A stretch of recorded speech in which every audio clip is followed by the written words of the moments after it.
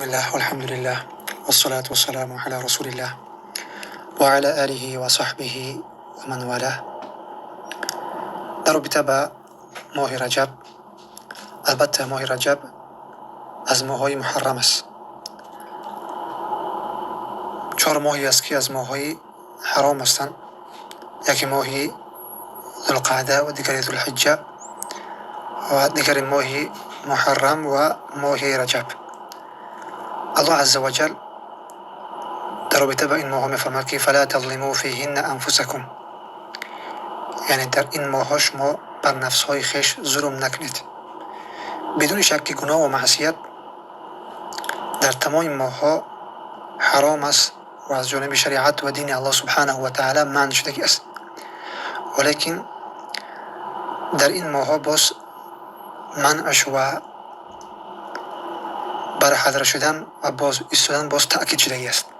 الله سبحانه و تعالی می‌فرماید که فلا تظلموا فیهن انفسکم. آنچه که در رابطه با ماه رجب آمدگی است همین است، اما این ماه را روزه خاص گرفتن در این ماه و یا اینکه شب‌های را زنده داشتن در این ماه در قرآن و در احادیث رسول صلی الله علیه و سلم و در اقوال سلف آمدگی نیست. لذا کسی که اگر در ماه رجب یک عبادت خاصی انجام می‌دهد، چه به روزه گرفتن باشد و چه به شب را زنده نگه داشتن خاص در ماه رجب فقط انجام می‌دهد، این بدعت است. بله اگر شخص قبلا عادت داشت روزهای پنجشنبه و دوشنبه روزه گرفتن، یا یک نفر عادت داشت که در هر ماه ایام 20 روزی 13 14 15 هر ماه را روزه داشتن، یا که عموما عادت داشت به روزه گرفتن روزهای پنجشنبه و دوشنبه، هیچ باکی نیست.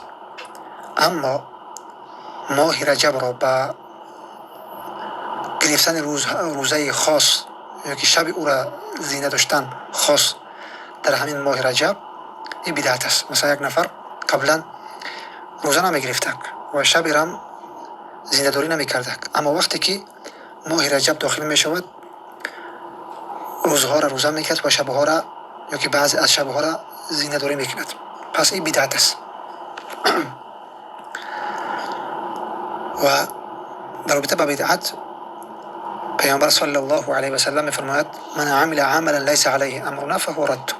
کسی عمل را انجام بدهد که و عمل را که ما انجام دهی نباشیم و امر ما نباشد، پس او مردود است. و همچنین رسول اکرم صلی الله علیه و سلم می‌فرماید من احدث فی امرنا هذا ما لیس منه فهو رد. کسی یک امر را به وجود بیاورد که و امر ما کلگی نیستیم، پس این مردود است، این بدعت است. و پیامبر صلی الله علیه و سلم در رابطه با بدعت می‌فرماید کل بدعت ضلاله، تمام بدعت این ضلالت و گمراهی است، و کل ضلالت فی النار، و تمام ضلالت و گمراهی سرانجام و عاقبتش این جهنم است.